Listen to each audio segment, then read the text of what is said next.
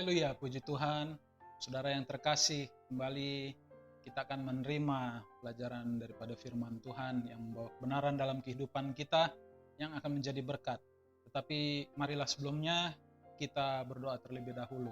Bapa kami yang ada di dalam sorga, Tuhan Yesus Kristus, pada kesempatan kali ini kami kembali mengucap syukur bahwa kami mendapatkan kesempatan untuk menerima pengajaran yang daripada-Mu saja.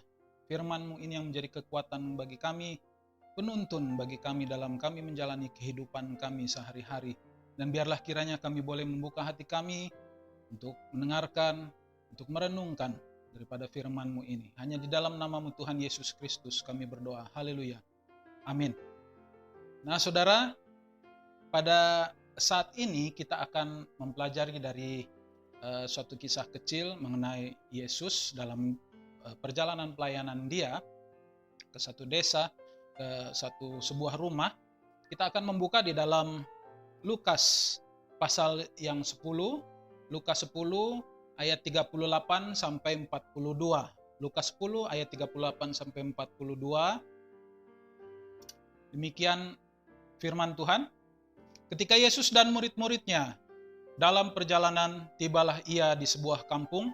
Seorang perempuan yang bernama Marta menerima dia di rumahnya. Perempuan itu mempunyai saudara yang bernama Maria.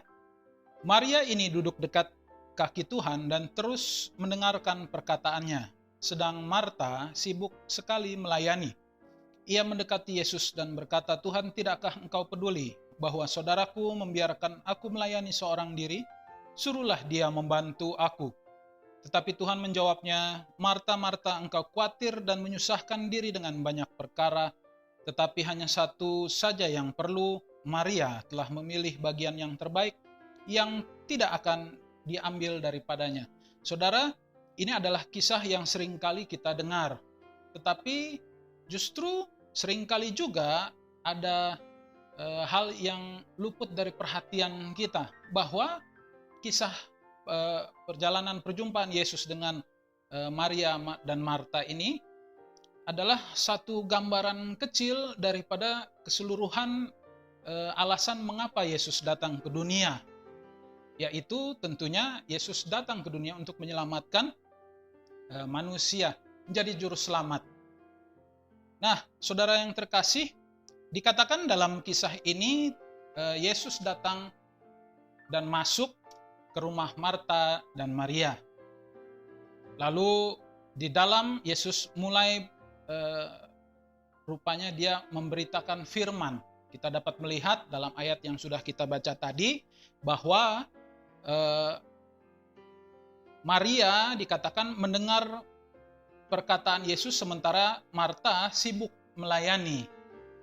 Nah, saudara yang terkasih, kita melihat bahwa dari jawaban Tuhan Yesus atas apa yang Marta katakan kepada Tuhan Yesus, kita dapat mengerti bahwa Yesus sama sekali tidak datang ke rumah mereka untuk bertamu.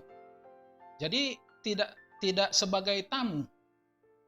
Tetapi kita melihat bahwa apa yang Tuhan katakan kepada Marta, "Marta, Marta, engkau khawatir dan menyusahkan diri dengan banyak perkara, tetapi hanya satu saja yang perlu. Dan Maria telah memilih bagian yang terbaik, yang tidak akan diambil daripadanya." Apa yang dilakukan oleh Maria? Kita sama-sama tahu bahwa ia mendengarkan setiap perkataan Yesus. Dan dalam kisah ini, saudara-saudara, Yesus menyampaikan firman, menyampaikan pengajaran. Nah, kita membuka di dalam Matius pasal yang ke-20 ayat 28. Kita membuka dalam Matius 20 ayat yang ke-28. Demikian firman Tuhan dikatakan, "Sama seperti Anak Manusia datang bukan untuk dilayani, melainkan untuk melayani dan untuk memberikan nyawanya menjadi tebusan bagi banyak orang." Nah, saudara-saudara, melalui perkataan Yesus ini kita dapat mengetahui bahwa dengan jelas Yesus sendiri menyatakan bahwa ia sebagai anak manusia di sini, anak manusia datang bukan untuk dilayani, melainkan untuk melayani. Artinya pekerjaan Yesus yang Yesus lakukan adalah memberitakan Injil, lalu mengadakan mujizat dengan menyembuhkan banyak orang, dan mujizat yang lain adalah bagian daripada pelayanan dia. Ini yang dilakukannya. Yang pertama, lalu di bagian yang kedua dikatakan, dan untuk memberikan nyawanya, artinya berkorban, yang mana pada akhirnya kita juga sudah mengetahui bahwa Yesus mati di kayu salib, menjadi tebusan bagi banyak orang.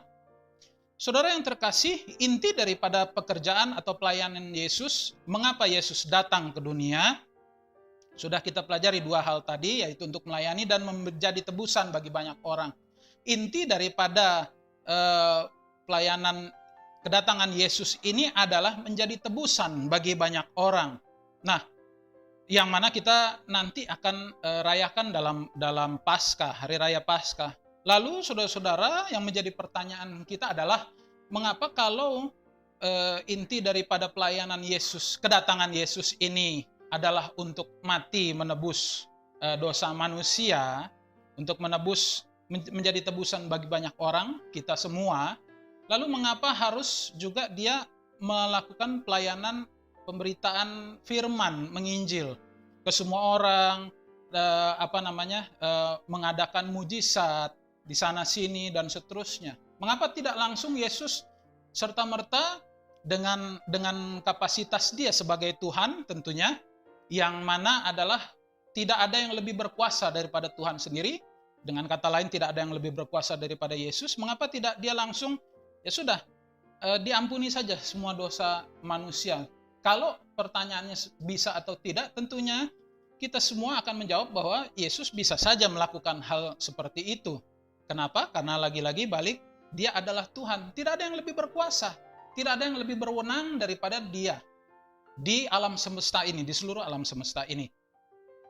Tetapi saudara-saudara, kita tahu bahwa tidak seperti itu yang Yesus lakukan. Dia harus datang ke dunia ini dulu, menjadi manusia, menjadi Yesus, sosok yang kita kenal, dan dia melayani dalam semasa dia hidup, sebelum dia digantung di kayu salib, dia melayani, memberitakan firman, memberitakan Injil, dan seterusnya. Dia lakukan itu, baru terakhir dia dengan seperti melengkapi, menjadi penutup begitu pelayanannya, dia menyerahkan nyawanya, dan genaplah penghapusan dosa manusia, supaya kita memperoleh sebagai manusia yang berdosa tadinya, kita memperoleh jaminan keselamatan, kehidupan yang kekal di dalam sorga. Nah, kita perlu mengetahui apa yang menjadi tujuan Yesus ini. Dia memberitakan firman tadi terlebih dahulu.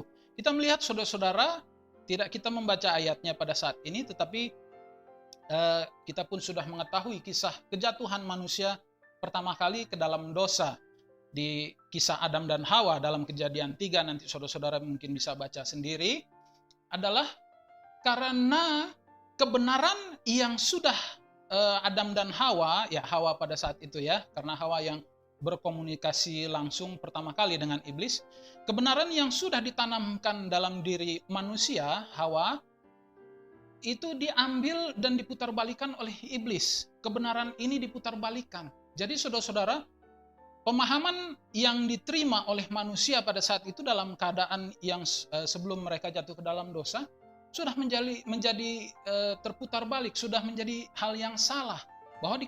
Bahwa iblis mengatakan kepada mereka, sesungguhnya kamu tidak akan mati. Dan ini, karena hal ini, lalu manusia menuruti kehendak daripada iblis, dan seterusnya, sampai akhirnya mereka jatuh ke dalam dosa, diusir dari Taman Eden, dan seterusnya.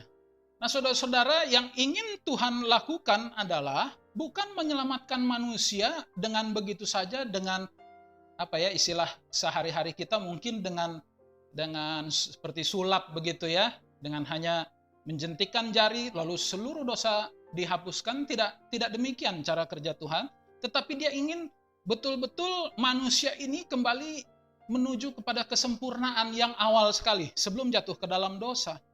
Dan untuk hal itu, maka manusia perlu dikembalikan pemahaman mengenai kebenaran. Itulah sebabnya Yesus menyampaikan berita Injil ini. Yesus menyampaikan firman Tuhan. Supaya apa, saudara-saudara? Tidak hanya kita ditebus dengan seperti yang tadi begitu ya, dalam sekejap, tetapi kita ditebus karena kita paham apa yang menjadi kebenaran. Kita memiliki iman yang kuat di dalam Tuhan. Sebab kalau berbicara saudara-saudara mengenai percaya, apakah kita percaya, orang percaya bahwa Yesus adalah Tuhan, lalu karena hal itu menjadi orang yang dibenarkan, saudara-saudara, iblis pun percaya bahwa Yesus adalah Tuhan. Iblis tidak menyangkal bahwa Yesus adalah Tuhan, bahwa Tuhan itu ada dan lebih berkuasa. Jadi saudara-saudara, kuncinya perlu pemahaman kebenaran ini dibalikan dalam diri kita. Supaya ketika saatnya nanti saudara-saudara, kita menjadi sempurna di dalam pengetahuan kita, pengenalan kita. Nah ini saudara-saudara yang penting, kita disempurnakan mengenai pengenalan kita, pengetahuan kita akan kebenaran, akan Tuhan sendiri. Nah saudara-saudara, kalau kita melihat di dalam satu ayat, di dalam Yohanes 3 ayat yang ke-16, suatu ayat yang bahkan lebih kita kenal lagi ya, suatu ayat yang dipakai seringkali dalam Natal maupun Paskah, dikatakan demikian firman Tuhan, Yohanes 3 ayat 16, karena begitu besar kasih Allah akan dunia ini, sehingga ia telah mengaruniakan anaknya yang tunggal, supaya setiap orang yang percaya kepadanya tidak binasa, melainkan beroleh hidup yang kekal. Saudara-saudara, kita memperhatikan bahwa di sini, di kalimat yang pertama dikatakan, karena begitu besar kasih Allah akan dunia ini. Jadi keseluruhan, kasih Allah memang untuk seluruh manusia, seluruh dunia. Tetapi dikatakan supaya setiap orang yang percaya kepadanya tidak binasa. Jadi hanya orang-orang yang percaya, dan percaya ini saudara-saudara bukan seperti yang tadi saya katakan, bukan hanya percaya bahwa oh ya Yesus itu Tuhannya orang Kristen, ya udah saya percaya. Bukan demikian, tetapi saudara-saudara dalam terjemahan aslinya percaya ini mengandung arti yang lebih kuat, yaitu iman. Nah ini saudara-saudara, jadi harus memiliki iman yang kuat, harus mengerti kebenaran ini, dikembalikan kebenaran ini. Dengan cara apa saudara-saudara? Tidak lain tidak bukan adalah seperti di dalam Roma 10 ayat yang ke-17 mengatakan, atau kita baca saja saudara-saudara, di dalam Roma pasal yang ke-10 ayat yang ke-17, demikian firman Tuhan, jadi iman timbul dari pendengaran, dan pendengaran oleh firman Kristus. Jadi saudara-saudara, kunci daripada keselamatan juga adalah firman, mengerti, memahami kebenaran daripada firman Allah ini. Oleh sebab itu makanya kita kembali dalam kisah Marta Maria tadi, di dalam Lukas 10, Yesus mengatakan, Maria telah mengambil apa yang terbaik, yang tidak akan pernah bisa diambil daripadanya. Apa? Mengerti, mengetahui, dan memiliki pengenalan akan kebenaran ini. Melalui apa? Melalui firman yang disampaikan oleh Yesus pada saat itu. Jadi saudara-saudara, ini adalah hal yang penting, yang perlu kita tahu. Bahwa kedatangan Yesus sebentar lagi yang akan kita rayakan pada hari raya Natal, saudara-saudara, bahwa pelayanan Yesus ini atau kedatangan Yesus ke dunia ini, Natal ini tidak mengenai hingar-bingar kita mengadakan acara yang luar biasa. Saat ini saudara-saudara, dalam keadaan mewabahnya pandemi ini, saudara-saudara, kita mungkin dan begitu banyak gereja mungkin mengadakan perayaan Natal dengan lebih sederhana dari waktu-waktu sebelumnya. Tetapi ini tidak mengurangi makna daripada Natal itu sendiri yang akan nanti kita lakukan ibadah Natal ini. Karena apa saudara-saudara? Yang terpenting daripada kedatangan Yesus, yang terpenting daripada kelahiran Yesus, Natal ini bagi kita, bagi manusia adalah saudara-saudara mengerti kebenaran daripada firman Tuhan, mengenal Yesus secara pribadi. Dan ini yang mau kita lakukan. Dengan cara demikian kita memperoleh keselamatan kita dengan sempurna. Kita memiliki iman yang kuat di dalam Tuhan. Nah, saudara-saudara, firman Tuhan tidak dipanjangkan, tetapi biarlah kiranya firman Tuhan ini boleh mengajarkan kepada kita, mengembalikan kepada kita apa yang seharusnya kita lakukan. Kita mengingat kedatangan Yesus pertama kali yang kita akan rayakan sebagai Natal, hari raya Natal, tapi melaluinya kita juga saudara-saudara diingatkan pada saat ini untuk betul-betul memperhatikan bagaimana cara hidup kita. Bagaimana seharusnya kita memperhatikan firman. Bagaimana melalui firman yang kita dapat dalam ibadah kita, ini menjadi kekuatan dan modal dasar kita untuk menuju kepada keselamatan. Puji nama Tuhan, saudara yang terkasih, kita akan berdoa dan mengakhiri firman Tuhan pada saat ini. Bapa kami yang ada di dalam sorga, Tuhan Yesus Kristus, kami mengucap syukur untuk kebenaran-Mu yang telah Kau tanamkan dalam hati kami. Kami telah menerima pengajaran-Mu, kami kembali telah menerima apa yang seharusnya kami terima, Tuhan, yaitu kebenaran yang daripada Engkau saja. Kami diingatkan kembali bagaimana kami harus memperhatikan keadaan kami, rohani kami, Tuhan. Dan bagaimana firman-Mu ini yang menjadi kehidupan kami, kunci menuju kepada kesempurnaan keselamatan kami. Dan biarlah kiranya ini yang akan kami lakukan, yaitu memahami, terus mencari kebenaran firman-Mu, rindu untuk mendengarkan firman-Mu dalam setiap ibadah kami. Dan biarlah kiranya kami boleh menyerahkan diri kami, hidup kami sepenuhnya ke dalam tangan-Mu saja. Hanya di dalam nama-Mu Tuhan Yesus Kristus kami berdoa. Haleluya. Amin.